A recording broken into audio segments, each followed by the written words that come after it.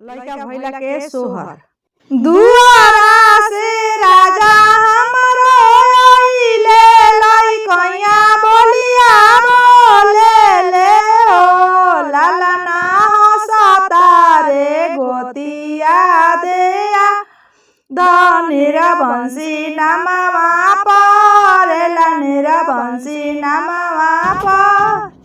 दुआरा से राजा हमरो आवेले, लइकइया बोलिया बोले ले हो।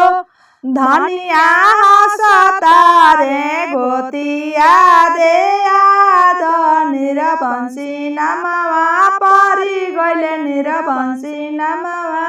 आतना बचन सुंदरी सुनेली, सुनही ना पावेली हो।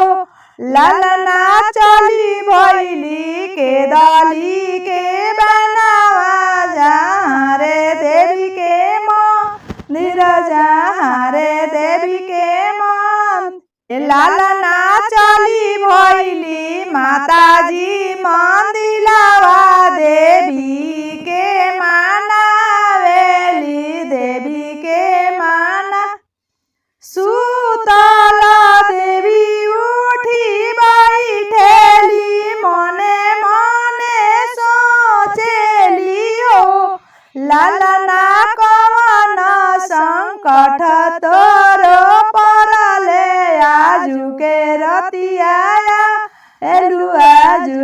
एतिवई कवन संकट तोरो परले, आजू के रतिया एलु आजू के किया तोरो एतिवई नैहर दुख, अवरु ससुरवा दुख हो। तिवई किया तोरो अनदान थोरा, आजू के रतिया हेलु आजू के रतिया।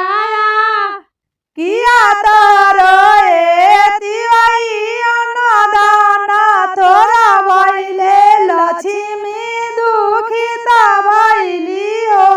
तिवई किया तोरो कांत विदेश, आजू के रतिया आवेलु कवन दुखवाया।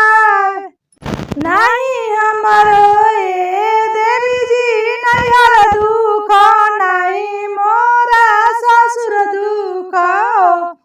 देवी जी नहीं मोरा लक्ष्मी दुखी, तो संकट मोरा परी गइले, संकट मोरा पर। नहीं हमरो देवी जी अनदान थोरा भइले, लक्ष्मी दुखित भइली हो। देवी जी नहीं मोरा कांत विदेश, नहीं रे मोरा नैहर दुख।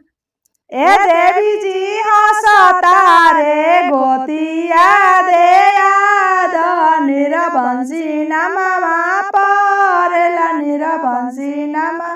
चुप रहे तिवई चुप नैनवा लोरवा पोछिले हो।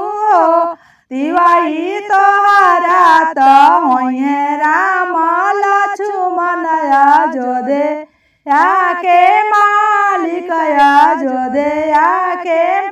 आतना मानसवा देवी जी हमरा होइए, अवरु जे हमरा होइए हो। देवी जी सोनवे छवै बराउर मंदिरा, आरु पही सिणिया लाई बिरु पही सिणिया। उहावा से सुंदर उठी आवेली, अपना महलिया से अपना ही घर वानु हो। ललना अधे राती भइले राम लक्ष्मण महले उठे सोहर, महले उठे सो।